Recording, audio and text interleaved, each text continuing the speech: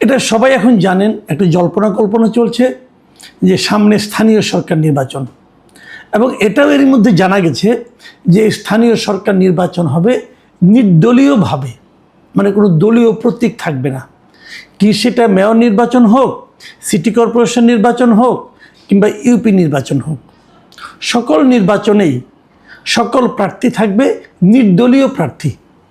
মানে দলীয় প্রার্থী হতে পারে কিন্তু কোনো দলীয় প্রতীক থাকবে না, এবং অফিসিয়ালি তারা দলীয় প্রার্থী হবেন না। মানে যখন জিতবেন তখন কেউ বলবে না যে বিএনপি মনোনীত, জামাত মনোনীত অথবা এনসিপি মনোনীত, তা বলবেন না। তার মানে একটা নির্দলীয় নির্বাচন হবে। সব নির্বাচনই নির্দলীয় হয় একমাত্র জাতীয় সংসদ নির্বাচন ছাড়া। জাতীয় সংসদ নির্বাচনটাই দলীয়ভাবে নির্বাচন হয়। যখন নির্দলীয় নির্বাচন হবে তখন প্রশ্ন উঠবে, সেই নির্বাচনে কি যারা একসময় আওয়ামী লীগ করতেন, আওয়ামী লীগের তখন রাজনৈতিক কর্মকাণ্ড নিষিদ্ধ, কিন্তু আওয়ামী লীগের লোকজন তো আছে, আওয়ামী লীগ দল তো আর নিষিদ্ধ হয়নি। আওয়ামী লীগ তাদের বিচার শেষ না হওয়া পর্যন্ত, বিচার এখন শুরু হয়নি, বিচার শুরু হবে এবং বিচার শেষ হবে, শেষ হওয়া পর্যন্ত তাদের কোনো রাজনৈতিক কর্মকাণ্ড তারা করতে পারবে না। এই পর্যন্ত রাজনৈতিক কর্মকাণ্ড মানে কি, আওয়ামী লীগের ব্যানারে তারা কিছু করতে পারবে না। কিন্তু যদি আওয়ামী লীগের ব্যানারে বাইরে থাকে তারা করতে পারবে। যেমন মনে করেন, তারা কি তাহলে বিয়ে শাদী করতে পারবে না? পারবে, তাহলে বিয়ে শাদী করতে পারবে। তারা কি কোনো দাওয়াতে যেতে পারবে? তাও পারবে। তারা কি কোনো পরীক্ষায় অবতীর্ণ হতে পারবে? তাও পারবে, কারণ তো দলীয় কাজ না। এটা পারবে, পারা উচিত।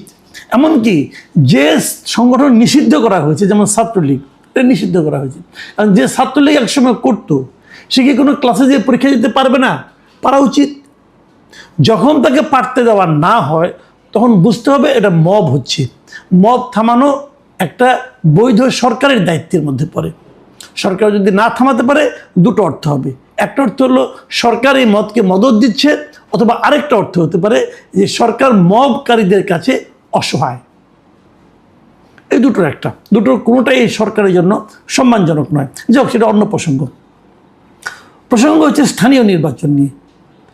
স্থানীয় নির্বাচনে, মানে স্থানীয় সরকার নির্বাচনে আওয়ামী লীগ করতো এক সময়, আওয়ামী লীগের সমর্থক অথবা আওয়ামী লীগের নেতাও হতে পারে, উনি কি নির্বাচনে অংশ নিতে পারবেন? এর একটা প্রাতিষ্ঠানিক আনুষ্ঠানিক জবাব আজকে পাওয়া গেল। কীভাবে পাওয়া গেল?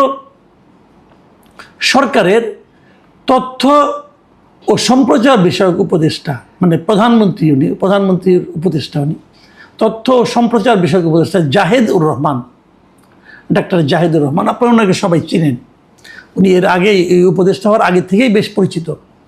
উনি আজকে একটা সচিবালয়ের তথ্য অধিদপ্তরে একটা সংবাদ সম্মেলন ছিল, এর নিয়মিত প্রতি মঙ্গলবারই হয় মোটামুটি।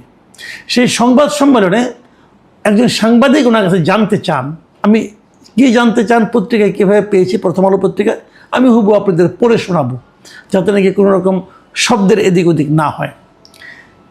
জানতে চেয়েছেন যে সামনে স্থানীয় সরকার নির্বাচন শুরু হবে, সেখানে আওয়ামী লীগের যারা বাংলাদেশে আছেন তাদের অনেকেই নির্বাচনে ইচ্ছুক বা নির্বাচনে অংশ নেওয়ার ঘোষণা দিয়েছেন। সরকার সেই স্পেস দেবে কিনা, যেহেতু নির্দলীয় নির্বাচন হতে যাবে, এ বিষয়ে সরকারের অবস্থানটাই বা কি হবে, এই ছিল প্রশ্ন। এই প্রশ্নের জবাবে মিস্টার জাহেদুর রহমান কি বলেছেন শুনেন। কোনো রকম সমস্যা নেই, মানে একজন ব্যক্তি যদি নির্বাচনে অংশ নিতে চান, তিনি যদি আওয়ামী লীগের, কারণ এটা নির্দলীয়, কেউ দলের কথা বলবেন না, এবং তিনি যদি তার প্রচারে, এটা হতে পারে একজন নির্দলীয় ব্যক্তি এলেন কিন্তু প্রচারে আওয়ামী লীগ বা তাদের যা যা বলার সেটা বলেন, তাহলে সেটার সমস্যা হবে। এর বাইরে নির্দলীয় ব্যক্তি তার যে ক্রাইটেরিয়া আছে নির্বাচনটি করার জন্য, সেটি যদি পূরণ করতে পারেন, তিনি নির্বাচন করতে পারেন, নিশ্চয়ই পারেন। তার মানে হচ্ছে যেটা, যে আওয়ামী লীগের যে বক্তব্য, মানে আওয়ামী লীগের যে স্লোগান, আওয়ামী লীগের যে রাজনীতি, আওয়ামী লীগের নেতার প্রতি যে আনুগত্য, এগুলি যদি উনি প্রকাশ্যে প্রচারের মধ্যে না আনেন, তাহলে উনি যদি নির্বাচনের ক্রাইটেরিয়া ফুলফিল করতে পারেন, নির্বাচনের ক্রাইটেরিয়া যেগুলো আছে, ঋণ খেলাপি হওয়া যাবে না, আরও যা যা হওয়া যাবে না, সেগুলো যদি ফুলফিল করতে পারেন, যদি ঠিকঠাক মতো ফর্ম পূরণ করতে পারেন, তাহলে নির্বাচন করতে পারবেন। কে বলেছেন? সরকারের তথ্য বিষয়ক সম্প্রচার বিষয়ক উপদেষ্টা, মানে সরকারের না, প্রধানমন্ত্রীর, উনি প্রধানমন্ত্রীর উপদেষ্টা, মানে এই বক্তব্যটা আসলে প্রধানমন্ত্রীর বক্তব্য, এই বক্তব্যটা আসলে এই সরকারের বক্তব্য, খুবই ইতিবাচক বক্তব্য। আমি বক্তব্যের প্রশংসা করছি। আমি বক্তব্য মনে করি যে দেশে একটা রাজনৈতিক বিভেদের হাত থেকে দেশটা রক্ষা পেতে পারে। এরপরে একটা প্রশ্ন, আরেকজন সাংবাদিক প্রশ্ন করেন, যদি পদবি থাকে সেক্ষেত্রে, মানে যিনি নির্বাচন করবেন, ধরা যাক তিনি আপনার যিনি হয়তো ধরুন উপজেলা চেয়ারম্যানের নির্বাচন হবে, উনি হয়তো উপজেলা আওয়ামী লীগের সভাপতি ছিলেন, এখন তো কার্যক্রম স্থগিত। আচ্ছা, সে যদি নির্বাচন করতে চায় তাহলে কি হবে? সেক্ষেত্রে জাহিদুর রহমান সাহেব কী বলেছেন শুনেন, সেটাও শুনেন, আমি হুবহু কিন্তু পড়ে শোনাচ্ছি যে আওয়ামী লীগের পদবি আসলে যেটা হয় আর কি, যেহেতু সংগঠনের কর্মসূচি নিষিদ্ধ আছে, সংগঠন নিষিদ্ধ নেই, কর্মসূচি যেহেতু নিষিদ্ধ আছে, এই পদবি তিনি আসলে ব্যবহার করছেন না, করতে পারেন না। ব্যক্তি হিসেবে যে কেউ যদি ক্রাইটেরিয়া যা আছে সেটা যদি পূরণ করতে পারেন, তিনি যদি মনে করেন তিনি নির্বাচন করবেন, তিনি নির্বাচন করতে পারেন। সরকারের দিক থেকে বাধা দেওয়ার কোনো কারণ নেই। বিষয়টা কিন্তু একদম সিম্পল, উনি একদম চমৎকারভাবে বিশ্লেষণ করেছেন। মানে ওনার পদবি আছে, কিন্তু দলের তো কর্মসূচি নিষিদ্ধ, কিন্তু সংগঠন কিন্তু নিষিদ্ধ না। উনি কিন্তু এটা ক্লিয়ার করে দিয়েছেন যে আওয়ামী লীগ নিষিদ্ধ পার্টি না, কিন্তু আওয়ামী লীগের কোনো কর্মসূচি চালানো যাবে না। তাই আওয়ামী লীগের লোক হয়ে, আওয়ামী লীগের প্রতিনিধি হয়ে যদি নির্বাচন না করেন, একজন ব্যক্তি হিসেবে করলেন, তাহলে সরকার তাকে বাধা দেবে না। সিম্পল কথা, কিন্তু একদম সিম্পল। এখন আমি এখান থেকে দুটো কথা বলবো। প্রথম যে কথা, এই 1 মাস আগের কথা, মে মাসে সুপ্রিম কোর্ট বার অ্যাসোসিয়েশনে একটা নির্বাচন হয়েছে। সেই নির্বাচনে আওয়ামী সমর্থক এই কথা বলে 40 জন প্রার্থীকে নির্বাচনই করতে দেওয়া হয়নি। তো সুপ্রিম কোর্টের বারের নির্বাচনটা কি আওয়ামী লীগের রাজনৈতিক কর্মকাণ্ড? কেন দিলেন না? কারা দিলেন না? যারা এখন পাশ করেছেন, যে বিএনপি দলীয় যারা আছেন, এরা, জামাত, এনসিপি সবাই এক হয়ে গেছে। এই সময় সবাই এক হয়ে যায়, তারা নির্বাচন করতে দিলেন না, এদেরকে 40 জনকে বাতিল করে দিয়েছেন। তাহলে এটার সঙ্গে তো সরকারের এটা মিলল না। আমি কিন্তু জাহিদুর রহমানকে ব্যক্তি জাহিদুর রহমান হিসেবে বিবেচনা করব না এখন, কারণ উনি একটা অফিসিয়াল প্রেস কনফারেন্স করেছেন তথ্য অধিদপ্তরে, এবং উনি প্রাইম মিনিস্টারের তথ্য সম্প্রচার বিষয়ক উপদেষ্টা। সেই হিসেবে আমি মনে করি এটা সরকারের দৃষ্টিভঙ্গি। তাহলে সরকারের এই দৃষ্টিভঙ্গিকে কিন্তু এই সরকার সমর্থিত আইনজীবীরা তাদের সমিতির নির্বাচনে প্রয়োগ করলেন না। তারা কেন করলেন না? নাকি তারা অ্যাবাব গভর্নমেন্ট, নাকি তারা অ্যাবাব পার্টি? এই প্রশ্নটা আমি করতে চাই।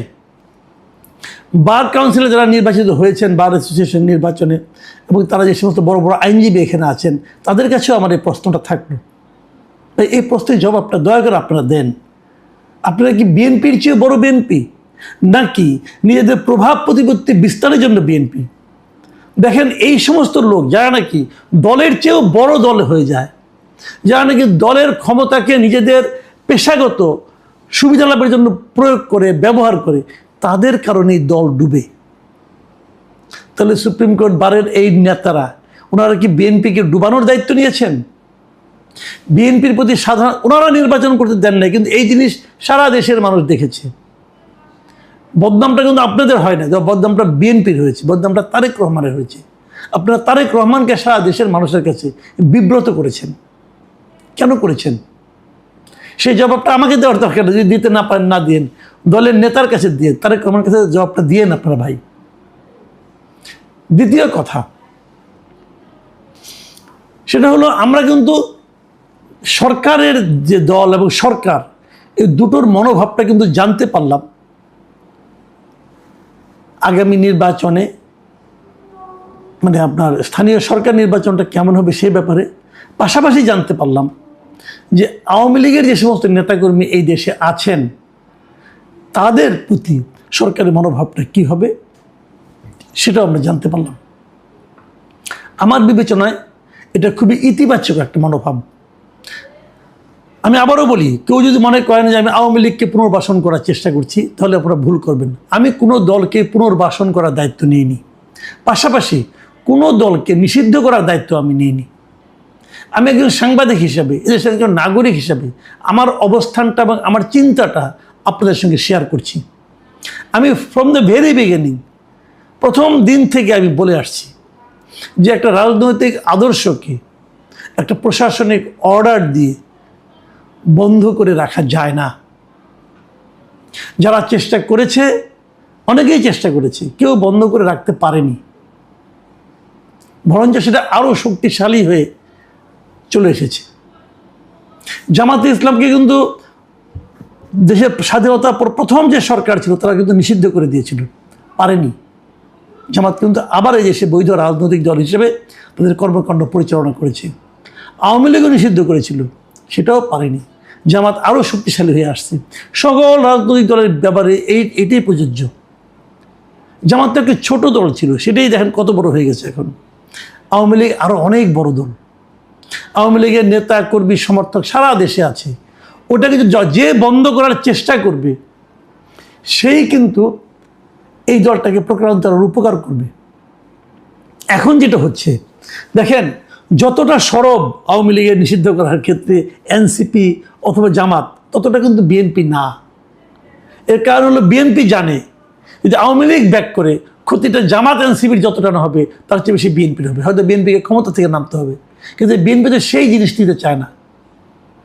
আমি মনে করি বিএনপির এই রাজনীতিটা ঠিক আছে, আমি এই রাজনীতিটাকে প্রশংসাই করলাম। কারণ আমি জাহিদুর রহমান যখন এই কথাটা বলে, এটা আমার কাছে অনেকগুলো অর্থ নিয়ে আসে।